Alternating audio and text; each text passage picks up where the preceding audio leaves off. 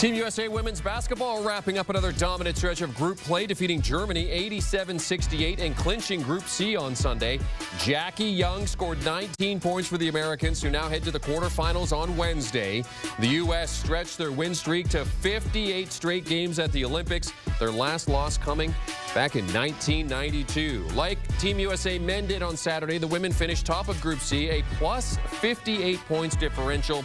Germany suffered their first loss and fall to 2-1. They are also through to the quarterfinals alongside Belgium from Group C.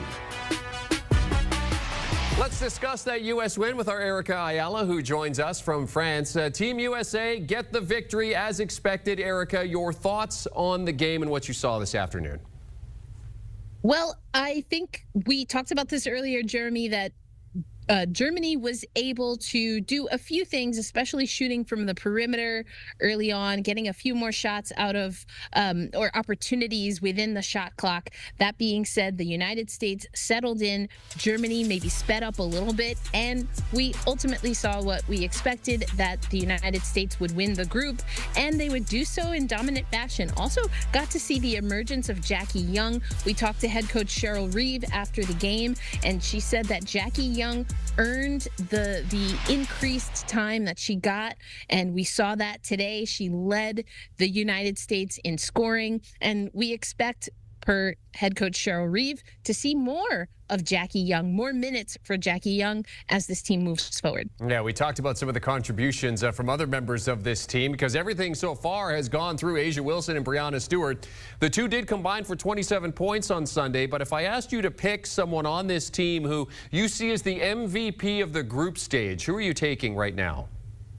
Oh, man, this is such a tough question, especially the history between these two, not just in the WNBA where we know they go head to head, but also on the same team with Team USA. That's my way of stalling, but I'm going to give you an answer. I promise.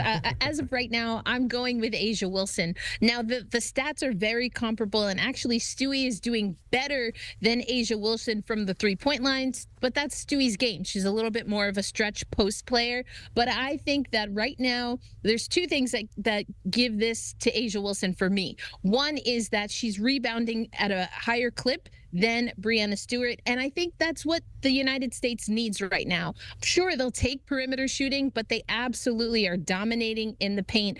And as I mentioned earlier today, talking about second chance opportunities, and that's because of the work of A'ja Wilson. The second reason, and I actually got to talk to A'ja about this, she used the word blessed to talk about not having any drop off between what she's doing in the WNBA, where she is obviously the MVP, the leading MVP candidate, to Team USA. And she knows that this is a tough competition, the best in the world that she's playing against, and of course with, because she plays for the United States. But because of her rebounding, and if I had to talk about outside of the Olympic tournament, the fact that A'ja Wilson is still A'ja Wilson in the WNBA, in an Olympic year, and for Team USA, she's my MVP in the group stage. So the USA now waits to see if it'll be China, Australia, or Belgium in the knockout stage. Erica, of those three, which team do you think could provide the biggest challenge to Team USA?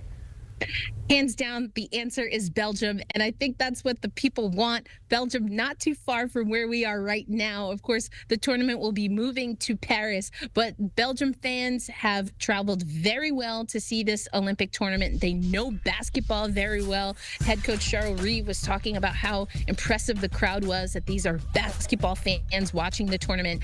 And I've mentioned it before, in the qualifiers, where the United States did not need to win that qualifying tournament. They were already in. But in that first game, Belgium really gave them a run for their money. And again, in the group stage here in the 2024 Olympics. So I would love to see them match up with Belgium. I'm not sure if that's what Belgium is exactly going to want. But among those teams that you mentioned, Belgium is definitely the best competition from what we've seen so far. Yes, and they played each other, of course, in Group C, the U.S. winning 87-74 in that first matchup. Erica, looking at the remaining teams in this field, what we know so far, who do you see as the biggest threat to Team USA capturing another gold medal?